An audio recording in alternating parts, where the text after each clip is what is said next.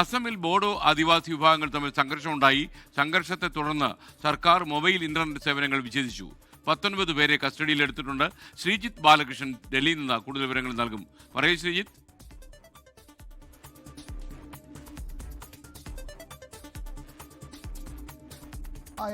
ഇന്നലെയാണ് ഈ സംഭവം ഉണ്ടാകുന്നത്. അസമിലെ കൊക്രജാർ, ചിരാങ് ജില്ലകളുടെ അതിർത്തിയിലാണ് ഈ വലിയ സംഭവം ഉണ്ടാകുന്നത്. ആദിവാസി മേഖലയിൽപ്പെട്ട ആളുകൾക്കിടയിലേക്ക് ബോഡോ വിഭാഗത്തിൽപ്പെട്ട ആളുകൾ കാർ ഓടിച്ചു കയറ്റി. അങ്ങനെ 4 പേർക്ക് പരിക്കേറ്റു.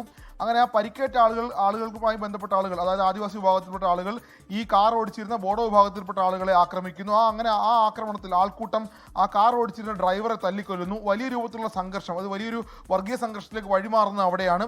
അതിനുശേഷം ഒരാൾ കൊല്ലപ്പെടുന്നതോടുകൂടി സംഘർഷം വലിയ രൂപത്തിലേക്ക് വഴിമാറുന്നു. പിന്നീട് പോലീസ് പറയുന്നത് കാർ ഉണ്ടാക്കിയ അപകടത്തിൽ, അല്ലെങ്കിൽ ആ അപകടത്തിൽ പരിക്കേറ്റ ആദിവാസി വിഭാഗത്തിൽപ്പെട്ട ആളും കൊല്ലപ്പെടുന്നു. അതേ തുടർന്ന് ആൾക്കൂട്ടം അക്രമാസക്തമാകുന്നു. അക്രമാസക്തമായ ആൾക്കൂട്ടം സർക്കാർ ഓഫീസുകളും വീടുകളും ഒക്കെ തീയിടുന്നു. ഒപ്പം തന്നെ അസമിലെ പ്രധാനപ്പെട്ട ദേശീയപാതകളെല്ലാം ഉപരോധിക്കുന്നു. അങ്ങനെ സംഘർഷം വലിയ രൂപത്തിൽ 2 ജില്ലകളിലേക്ക് വല്ലാതെ വ്യാപിക്കുന്നു. ചിരാങ്ങിലേക്കും കൊക്കർജാറിലേക്കും വല്ലാതെ വ്യാപിച്ചപ്പോഴാണ് പോലീസ് ഇടപെടുന്നത്. ഇപ്പോൾ പോലീസ് സ്ഥലത്തുണ്ട്. അവിടെ റാപ്പിഡ് ആക്ഷൻ ഫോഴ്സിനെ വിന്യസിച്ചിട്ടുണ്ട്. 2 ജില്ലകളിലെയും ഇന്റർനെറ്റ് സേവനം വിച്ഛേദിച്ചിട്ടുണ്ട്. നിലവിൽ സ്ഥിതി ശാന്തമാണ്. സ്ഥിതി നിയന്ത്രണത്തിലുള്ളതാണെന്നാണ് പോലീസ് പറയുന്നത്. എന്നാൽ പോലും 2 വിഭാഗങ്ങൾ തമ്മിലുള്ള സംഘർഷമാണ്.